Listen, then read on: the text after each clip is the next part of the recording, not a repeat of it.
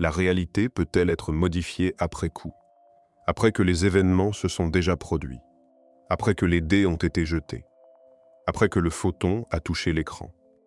C'est l'implication troublante d'une expérience qui porte un nom à la hauteur de son étrangeté. L'effaceur quantique à choix retardé. Nous avons récemment parlé des résultats bizarres de l'expérience de la double fente avec des particules individuelles. Ils impliquent des choses saisissantes sur la nature de la réalité. Aujourd'hui, je veux parler d'une version supplémentaire de cette expérience, possiblement encore plus étrange, dont les résultats nous forcent à reconsidérer la nature de la causalité elle-même, rien de moins. Alors reprenons depuis le début.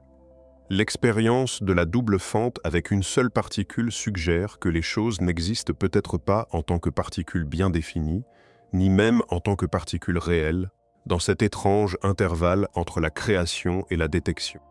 Il y a un espace flou dans lequel nous ne connaissons ni la position ni le trajet de la particule. L'interprétation de Copenhague nous dirait que dans cet espace, une particule n'est que sa fonction d'onde, une distribution de propriétés possibles. C'est une onde de probabilité qui fait toutes les choses habituelles que font les ondes, comme produire des figures d'interférence, jusqu'à ce que quelque chose provoque son effondrement. À ce moment-là, l'interprétation de Copenhague nous dit qu'une vraie transition se produit entre onde et particule. Mais est-ce exact? Et si oui, qu'est-ce qui cause réellement cette transition? Est-ce que l'observation de la position de la particule force l'univers à se décider et à choisir dans quelle réalité particulière nous nous trouvons? Pour couper court à toute ivresse métaphysique prématurée, je veux dire dès maintenant qu'il n'y a absolument aucune raison de croire que l'observation par un physicien soit meilleure pour effondrer des fonctions d'onde que l'observation par un détecteur électronique, ou par une plante verte sur le rebord de la fenêtre, d'ailleurs. On parlera de ce que signifie réellement le mot « observation » un autre jour. Mais il est quand même fascinant de voir ce qui se passe quand on essaie d'observer la fonction d'onde à différents points de l'expérience de la double fente. Le grand mystère de l'expérience est que des choses très semblables à des particules semblent traverser les deux fentes simultanément, comme tu t'y attendrais d'une onde. Les physiciens adorent un bon mystère. Et ils ont donc essayé très très fort de jeter un coup d'œil pour voir par quelle fente ces particules passent réellement avant de produire la célèbre figure d'interférence. Il s'avère que l'univers nous a percé à jour. Toute expérience qui détermine de façon non ambiguë par quelle fente la particule est passée détruit la figure d'interférence. À la place, les particules atterrissent en simples amas, un pour chaque fente, comme si elles avaient voyagé en tant que simples particules tout du long. C'est vrai même si tu places les détecteurs de l'autre côté des fentes, après que la chose onde-particule aurait déjà dû être en train d'interférer avec elle-même. Comme si la fonction d'onde s'effondrait rétroactivement. Comme si l'univers disait « Bon les gars, l'humain a compris par où vous êtes passés. Fini les bêtises. Faites comme si vous aviez été des particules depuis le début. » Mais il y a un énorme problème avec cette interprétation. Il est impossible de faire ces mesures sans perturber l'onde. La figure d'interférence se produit parce que les ondes émergeant de chaque fente sont ce qu'on appelle cohérentes. C'est une façon élégante de dire que la relation entre les formes d'ondes sortant des deux fentes est prévisible et reste constante à mesure que les ondes avancent. Cette cohérence est ce qui permet aux ondes de produire la figure d'interférence en premier lieu. Mais quand tu places un dispositif quelconque sur le chemin de l'une des ondes, tu perturbes cette cohérence. Et tu affectes donc le motif qui atteint l'écran. Au passage, l'expérience de la double fente où tu essaies de déterminer par quelle fente la particule est passée s'appelle une expérience du type quel chemin. Et si le test est fait de l'autre côté des fentes, on l'appelle une expérience à choix retardé. Les physiciens détestent être surpassés par l'univers. Alors ils ont trouvé des moyens astucieux de mesurer par quel chemin la particule a voyagé, tout en préservant la cohérence. Je vais parler de la plus célèbre de ces expériences. Réalisée en 1999. Cette expérience a utilisé un type très spécial de cristal qui absorbe un photon entrant et crée deux nouveaux photons, chacun avec la moitié de l'énergie de l'original. Ces nouveaux photons sont des jumeaux l'un de l'autre. En fait, Ils forment une paire intriquée, fondamentalement connectée de façon étrange, sur lesquelles nous allons revenir. Et c'est ici que l'histoire croise directement les travaux d'un Français, l'intrication quantique. Ce phénomène qu'Einstein appelait avec mépris l'action fantôme à distance. Ce lien mystérieux entre deux particules qui, une fois intriquées, semblent se connaître instantanément, peu importe la distance qui les sépare. Einstein refusait d'y croire. Il pensait que la mécanique quantique devait être incomplète, que des variables cachées expliquaient tout. Mais en 1964, le physicien nord-irlandais John Bell formula un théorème, un test mathématique qui permettrait de trancher entre Einstein et la mécanique quantique. Si les inégalités de Bell étaient violées par l'expérience, Einstein avait tort, et la non-localité était réelle. Pendant près de 20 ans, personne ne réussit à réaliser le test de façon concluante. Et puis vint Alain Aspect. En 1982, à l'Institut d'optique d'Orsay, en banlieue parisienne, Aspect et son équipe réalisèrent l'expérience qui changea tout. Ils mirent en place un dispositif ingénieux qui permettait de changer la direction de mesure des photons intriqués alors qu'ils étaient déjà en vol. Trop tard pour que l'information se propage entre eux à la vitesse de la lumière. Les inégalités de Bell furent violées, massivement, sans ambiguïté. La mécanique quantique avait raison. Einstein avait tort sur ce point précis. Et la non-localité, cette connexion instantanée entre particules intriquées, n'était pas une illusion. C'était un fait expérimental. Aspect recevrait le prix Nobel de physique en 2022 pour ce travail, 40 ans après l'expérience. La physique prend parfois son temps pour reconnaître ses révolutions. Et c'est exactement cette intrication, confirmée par Aspect à Orsay, qui est au cœur de l'expérience de l'effaceur quantique à choix retardé. Revenons au dispositif. Place le cristal spécial devant la double fente pour créer des paires intriquées cohérentes de tous les photons qui passent. Envoie l'un de chaque paire vers l'écran pour produire notre figure d'interférence et utilise l'autre pour déterminer par quelle fente le photon original est passé. Concentrons-nous sur les détecteurs A et B. Le détecteur A s'allume si le photon original est passé par la fente A. Le détecteur B s'allume pour la fente B.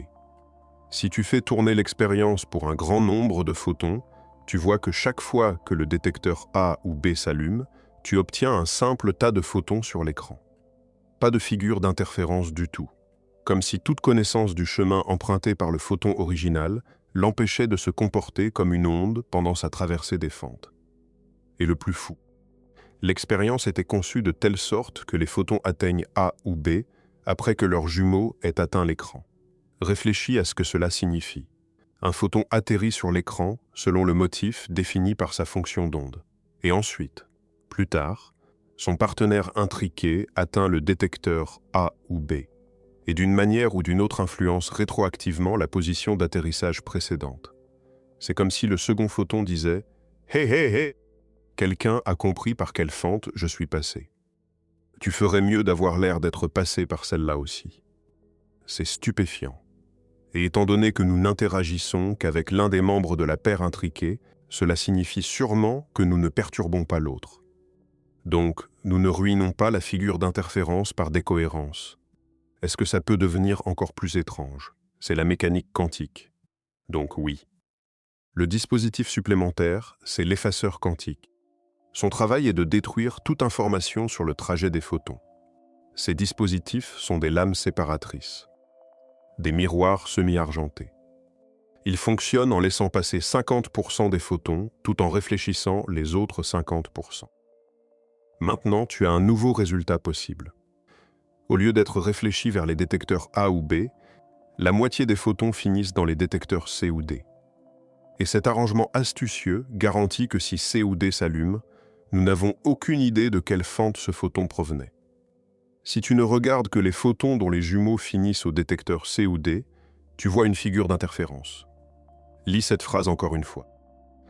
Si l'information du chemin est effacée chez le jumeau, la figure d'interférence réapparaît chez le photon qui avait déjà atteint l'écran, avant que l'effacement n'ait eu lieu. On dirait que le simple acte de brouiller l'information du type « quel chemin envoie rétroactivement le message ?» Détendez-vous.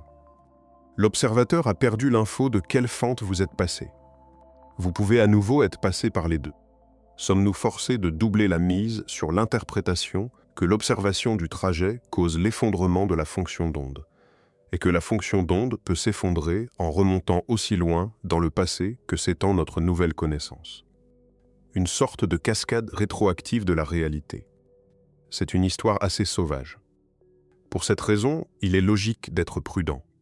Même avec l'interprétation de Copenhague, une partie de l'attrait de l'interprétation de Copenhague est qu'elle évite toute interaction physique plus rapide que la lumière. Quand une fonction d'onde étalée se résout en un ensemble de propriétés connues, disons la position d'une particule sur l'écran de la double fente, d'une manière ou d'une autre, la fonction d'onde entière sait qu'elle doit faire ça. S'effondrer au même instant. Mais si ces fonctions d'onde ne sont pas physiques, comme le dirait l'interprétation de Copenhague, alors il n'y a pas de véritable interaction physique instantanée. En revanche, une interprétation physique de la fonction d'onde exige une réalité physique sous-jacente, un ensemble de propriétés définies qui évoluent avec la fonction d'onde. Ce qu'on appelle des variables cachées. Et c'est ici qu'il faut mentionner un autre Français, Louis de Broglie, né à Dieppe en 1892, prix Nobel de physique en 1929, pour sa thèse de doctorat soutenue à la Sorbonne en 1924, dans laquelle il proposa que toute matière possède des propriétés ondulatoires, que les électrons ne sont pas seulement des particules, ils sont aussi des ondes, que la dualité onde-corpuscule n'est pas réservée à la lumière, elle est universelle. Cette thèse, cette intuition géniale de Broglie, est le socle sur lequel toute cette discussion repose. Sans la dualité onde-particule de Broglie, il n'y a pas d'expérience de la double fente avec des électrons. Pas de fonction d'onde de Schrödinger, pas de problème de la mesure, pas d'effaceur quantique. Et de Broglie ne s'arrêta pas là. En 1927, au 5e congrès Solvay, à Bruxelles, il proposa sa théorie de l'onde pilote. L'idée que la particule est réelle et bien définie à tout moment, mais qu'elle est guidée par une onde physique qui explore tous les chemins possibles. La particule surfe sur l'onde, si tu veux. Cette théorie tomba en désuétude pendant des décennies, écrasée par l'orthodoxie de Copenhague. Puis le physicien américain David Bohm la ressuscita en 1952, la développant en une théorie complète. On l'appelle aujourd'hui la théorie de Broglie-Bohm, la théorie de l'onde pilote. C'est un peu inconfortable pour l'orthodoxie, parce que pour expliquer les résultats expérimentaux, ces propriétés physiques sous-jacentes doivent agir et changer instantanément à n'importe quelle distance. Elles doivent posséder ce qu'on appelle la non-localité. Exactement ce qu'Aspect a confirmé expérimentalement à Orsay en 1982. L'expérience de l'effaceur quantique à choix retardé ne nous dit pas si la fonction d'onde est physique ou non. Mais elle nous dit que l'interprétation de Copenhague, ou toute autre interprétation métaphysique de la fonction d'onde, n'est pas moins folle qu'une interprétation physique. En fait, la solution réside peut-être dans ce phénomène fascinant de l'intrication quantique lui-même. Les particules intriquées sont réellement capables de s'influencer instantanément. Aspect l'a prouvé. Et leur non-localité ne viole pas la causalité. Donc peut-être qu'elles peuvent même affecter la cohérence et la décohérence rétroactivement et physiquement sans créer un désastre causal. Peut-être que cette chose que nous appelons observation n'est que de l'intrication entre l'observateur et l'expérience. Peut-être que la tapisserie évolutive de l'intrication, dans toute son impossible complexité, est ce qui définit réellement la réalité.